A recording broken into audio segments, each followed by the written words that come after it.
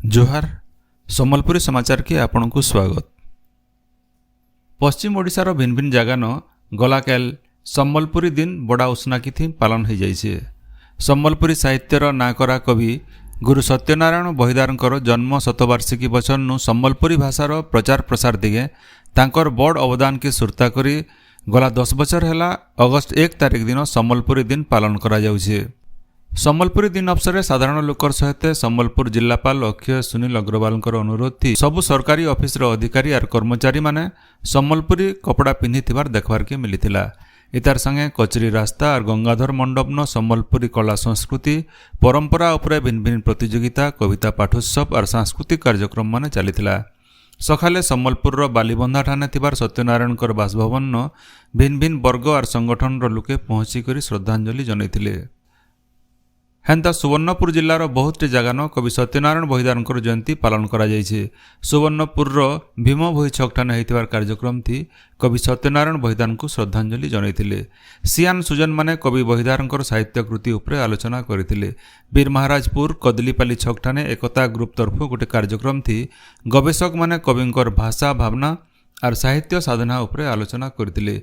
ई अवसर जुआन आउ शिशु शिल्पी तरफु सांस्कृतिक कार्यक्रम परिवेशन करा जायथिला।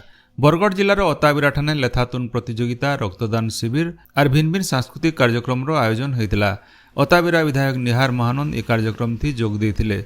सेंता बरगढ़ जिलार विजयपुर ठाने होइतिबार जिला स्तरीय सम्बलपुरी दिन पालन उत्सव थी पद्मश्री लोककवि हलधर नाग पद्मश्री भागवत प्रधान और बनिया कवि साहित्यिक जोग देथिले। पदमपुर राजाजी टाउन हॉल और बरगढ़ बिजू पट्टनायक टाउन हॉल ठाने बनिया कलाकार ठोल होकर सम्बलपुरी दिन पालन करथिले। बौद्ध टाउन हॉल ठाने पश्चिमांचल एकता मंच और जिला आर्टिस्ट एसोसिएशन तरफु सम्बलपुरी दिन कार्यक्रम थी कुनुआ और श्रोता माने सम्बलपुरी वस्त्र पिंधिक सामिल होते। इन सांस्कृतिक कार्यक्रम परिवेशन करा जायतिला। हेन्ता सुंदरगढ़ राउरकेला झारसुगुड़ा ब्रजराजनगर हीराकुद बुर्ला कुचिंडा सहित बहुत जगह न सम्बलपुरी दिन उलगुने कार्यक्रम मान आयोजन होता। रायजे आलू समस्यार समाधान लगी राज्य सरकार एतके उत्तर प्रदेश नु आलू आनबार के निष्पत्ति नहींछन। भुवनेश्वर लोकसेवा भवन न ई बाबदे राज्य जोगाण आउ खाउटी कल्याण मंत्री कृष्णचंद्र पात्रंकर अध्यक्षता थी होइतिबार गोटे बैठक थी ई निष्पत्ति निया जायछि। राज्य विधानसभा न विभागीय स्टैंडिंग कमिटी गठन करा जायछि। फी कमिटी थी 12 जन लेखा सदस्य अछन। 10टा कमिटी भितरु 7टा कमिटी थी बीजेपी विधायक अध्यक्ष होइतिबार बेले 2टा थी बीजेडी और गोटे थी कांग्रेस विधायकों को अध्यक्ष भाव मनोनीत करा जायछि। बरगढ़ विधायक अश्विनी षडंगी को जल संपद कृषि और कृषक सशक्तिकरण और मत्स्य और प्राणी संपद विभाग स्टैंडिंग कमिटीर अध्यक्ष भाव नियुक्ति मिली छे। राज्यर पुलिस एसपी आउ पुलिस प्रतिष्ठान मुख्य ऑफिस मानके ओडिया भाषा थी फाइल काम करवार लगी कहा जायछि। ई बाबदे पुलिस मुख्यालयर अतिरिक्त महानिर्देशक गला 27 तारिख दिन गोटे चिठी लिखिछन। बलांगीर जिला सहित केबीके अंचल न हृदरोगी संख्या बढ़ुचे। गला 5 बछर भितर केबीके अंचल 8टा जिला न 3191 जन हृदरोगी थिबा जना पड़िछे। 5 बछर भितर 343 जनकर हृदरोग थी मृत्यु घटितबार सरकारी रिपोर्ट न जना पड़िछे। बलांगीर भीमभोई सरकारी डाक्तरखाना न हृदरोग विशेषज्ञ नाय थिबार नु रोगी मानकर चिकित्सा नाय होई पारबार हेतिर लगी बलांगीर न हृदरोग विशेषज्ञ नियुक्ति देवार के बलांगीर विधायक कलिकेश सिंहदेव विधानसभा न दाबी करिछन। उच्च शिक्षा विभाग तरफु विषयवारी आउ राज्यव्यापी स्नातकोत्तर पीजी मेधा तालिका एवं 5 तारिख दिन बाहरबा। छात्र छात्री माने ऊपर बेला 4 बजे तालिका जांच करि पारबे। छात्र छात्री माने 6 नु 12 तारिख भितर सेमानकर पसंदर कॉलेज बाछिबे। 20 तारिख ऊपर बेला 4 बजे पहला खेप सीट तालिका बाहरबा। पहला खेप ना लेखा लगी बछा जाइथिबा छात्र छात्री माने 21 नु 24 तारिख बेलबुड़ार 5 बजे भितर ना लेखि पारबे एवं 31 तारिख ऊपर बेला 4 बजे 2 नंबर खेप मेधा तालिका बाहरबा।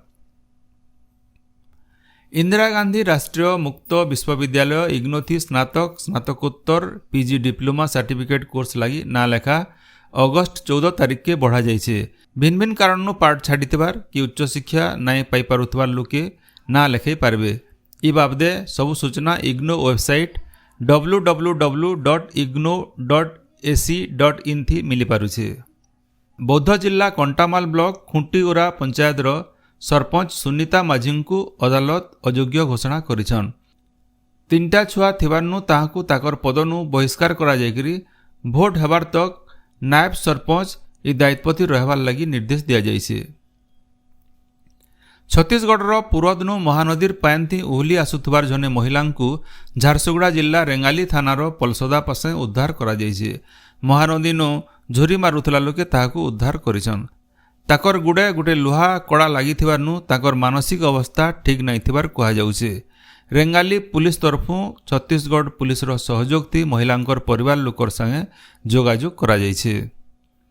ବରଗଡ଼ ଜିଲ୍ଲା ସୋହେଲା ବ୍ଲକ ଧୂସରବାହାଲ ଗାଁର ସମାଜସେବୀ ସୁବାସ ପ୍ରଧାନଙ୍କର ଗଲାକାଲ 69 ବର୍ଷର ବୟସେ ପରଲୋକ ହୋଇଯାଇଛି। ସେ ଜଣେ ଆନନ୍ଦ ମାର୍ଗୀ ଥିଲେ। ଧୂସରବାହାଲ ଅଞ୍ଚଳନ ଦରିଦ୍ର ନାରାୟଣ ସେବା, ଗାଁ ସଫେଇ, ବୃକ୍ଷରୋପଣ, ଯୌତୁକ ବିରୋଧୀ ଅଭିଯାନ ବାଗିର ବହୁତରେ ସାମାଜିକ କାମଥି ସାମିଲ ଥିଲେ। କୌଶଲ ଆର୍ କୃଷକ ଆନ୍ଦୋଳନ ବି ସେ ଜଣେ ବର୍କସ ନେତା ଥିଲେ। ପରିବାର ତରଫୁ ତାଙ୍କର ମୃତ ଶରୀରକେ ବୁର୍ଲା ଭୀମସାରକେ ଦାନ କରାଯାଇଛି। ତାଙ୍କର ମୃତ୍ୟୁଥି ଭିନ୍ନ ଭିନ୍ନ ଅନୁଷ୍ଠାନ ତରଫୁ ଶୋକ ପ୍ରକାଶ କରାଯାଇଛି। ଆଇବା ଅଗଷ୍ଟ 18 ତାରିଖ ଶ୍ରାବଣ ମାସର ଉଜୁଲପକ ଚତୁର୍ଦ୍ଦଶୀ ତିଥିନ ମହିମା ଧର୍ମାବଲମ୍ବୀ ମାନଙ୍କର ତରଫୁ ନୂଆଖାଇ ତିହାର ପାଳନ କରାଯିବା। ହେଥିର୍ ଲାଗି ବରଗଡ଼ ଜିଲ୍ଲାର ଭୁକ୍ତା ଚିଚୋଲି ମହିମା ମଠ ସହିତେ ପଦମପୁର ବାହିର ବୁକରାମୁଣ୍ଡା, ଚର୍ଦାପାଲି, ଡୁଡ଼କି ଦାଦର, ନରସିଂହନାଥ, ଡୁଙ୍ଗରିପାଲି, ଜଗଦଲପୁର ଆର୍ ଅଲଗା ମଠ ମାନକେ ସଜବାଜ ମୂଲ ହେଲାନ। ଖରିଆରନୁ ପୁରୀ ଯାଉଥିବାର ସରକାରୀ ବସ୍ତି ଯାତ୍ରୀମାନଙ୍କ ଠାନୁ ଅତକା ଭଡ଼ା ନିଆଯାଉଥିବାର ଅଭିଯୋଗ ହେଉଛି। ବରଗଡ଼ ଜିଲ୍ଲା ଗାଇସିଲେଟନୁ ଯାତ୍ରୀମାନେ ବସ୍ତି ପୁରୀ ଗଲେ ଇଠାନେ ଷ୍ଟପେଜ ନାଇନ ବୋଲିକିରି ତାକରନୁ ବସ୍ବାଲା ଅତକା 30 ଟଙ୍କା ଭଡ଼ା ନଉଛନ୍ ବୋଲି ଯାତ୍ରୀମାନେ ବିଭାଗୀୟ ଅଧିକାରୀଙ୍କ ଠାନେ ଅଭିଯୋଗ କରିଛନ୍। ଏ ବାବଦନ ବିଭାଗୀୟ ମନ୍ତ୍ରୀ ହସ୍ତକ୍ଷେପ କରବାର ଲାଗି ଦାବି କରାଯାଇଛି। ବୌଦ୍ଧ ଜିଲ୍ଲା କଣ୍ଟାମାଲ ବ୍ଲକ ସିମିଲିପଦର ପଞ୍ଚାୟତନୁ ଜାମୁମାଲ ଯାଇଥିବାର ରାସ୍ତା ବନ୍ୟା ଖରାପ ହୋଇଛି। ରାସ୍ତାଥି ଯିବାର ଆସିବାରକେ ବହୁତ ଅସୁବିଧା ହେଉଛି। ଏ ରାସ୍ତାକେ ଜଲ୍ଦି ପିଚୁ କରବାର ଲାଗି ଲୋକେ ଦାବି କରିଛନ୍। ନୂଆପଡ଼ା ଜିଲ୍ଲାନ ଅଧାନୁ ପାଠ ଛାଡ଼ି ନେଉଥିବାର ପିଲାଙ୍କର ସଂଖ୍ୟା ବଢ଼ୁଥିବାର୍ନୁ ଶିକ୍ଷା ବିଭାଗ ଲାଗି ଚିନ୍ତାର ବିଷୟ ହେଇଛି। ପିଲାମାନଙ୍କୁ ଫେରଘାଏ କେନ୍ତା କରି ସ୍କୁଲକେ ଅନାଯିବା ସେ ଦିଗେ ଉଦ୍ୟୋଗ କରାଯାଉଛି।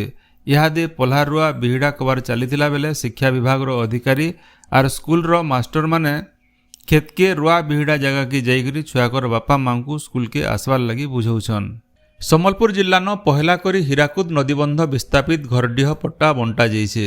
ରେଙ୍ଗାଲିର କୁର୍ଲାନୁ ହେଇଥିବାର କାର୍ଯ୍ୟକ୍ରମଥି ରାଜସ୍ୱ ଆଉ ବିପର୍ଯ୍ୟୟ ପ୍ରଶମନ ମନ୍ତ୍ରୀ ସୁରେଶ ପୂଜାରୀ କୁର୍ଲା ଆଉ ଠୁଠି କତରବଗାର 226 ବିସ୍ଥାପିତ ପରିବାରକେ 10 ଡିସମିଲ ଲେଖା ଜମିର ପଟ୍ଟା ହସ୍ତାନ୍ତର କରିଥିଲେ। ଆଗକେ ଇ ଘରଡିହଥି ଆବାସ ଯୋଜନାଥି ଘର, ବିଜଲି ଆର୍ ପାନ୍ ସୁବିଧା କରାଯାଇ ପାରବା ବୋଲି ମନ୍ତ୍ରୀ କହିଛନ୍। ଝାରଖଣ୍ଡ ଆର୍ ଛତିଶଗଡ଼ ଉପରେ ସୃଷ୍ଟି ହୋଇଥିବାର ଘୂର୍ଣ୍ଣିବଳୟ ଗାଙ୍ଗୀୟ ପଶ୍ଚିମବଙ୍ଗର ସ୍ଥଳଭାଗ ଉପରେ ସକ୍ରିୟ ରହିଛି। ଇତାର ପ୍ରଭାବଥି ରାଜ୍ୟର ଭିନ୍ନ ଭିନ୍ନ ଜାଗାନ ମେଘୁଆ ପାଗ ସହିତ ବର୍ଷା ଜାରି ରହିଛି। ଇ ସ୍ଥିତି ଆଇବା 3 ଦିନ ତକ ରହିବା ବୋଲି ଆଞ୍ଚଳିକ ପାଣିପାଗ ବିଜ୍ଞାନ କେନ୍ଦ୍ର ଅନୁମାନ କରିছে। ଇତାର ସହିତ 5ଟା ଜିଲ୍ଲାକେ ସତର୍କ ସୂଚନା ଜାରି କରାଯାଇଛି। ସେନ୍ତା ଝାରସୁଗୁଡ଼ା, ସମ୍ବଲପୁର, ବରଗଡ଼, ନୂଆପଡ଼ା, ସୁବର୍ଣ୍ଣପୁର, ବୌଦ୍ଧ ସହିତ କେତେଟା ଜିଲ୍ଲାନ ଜବର ବର୍ଷାର ସମ୍ଭାବନା ଥିବାର୍ନୁ येलो वार्निंग जारी करा जाइछे। आपण माने सबुदिन सुनुछन आमर भाषाती रेडियो खबर सम्बलपुरी समाचार। सम्बलपुरी समाचार बाबदे आपणकर मतामत देवार सहित ई काम के आगे जारी रखबार लगी तहक आर सहयोग देवार के अनुरोध। आमर यूट्यूब चैनल के लाइक, शेयर आर सब्सक्राइब करुन आउ फेसबुक पेज के फॉलो करुन। जोहार।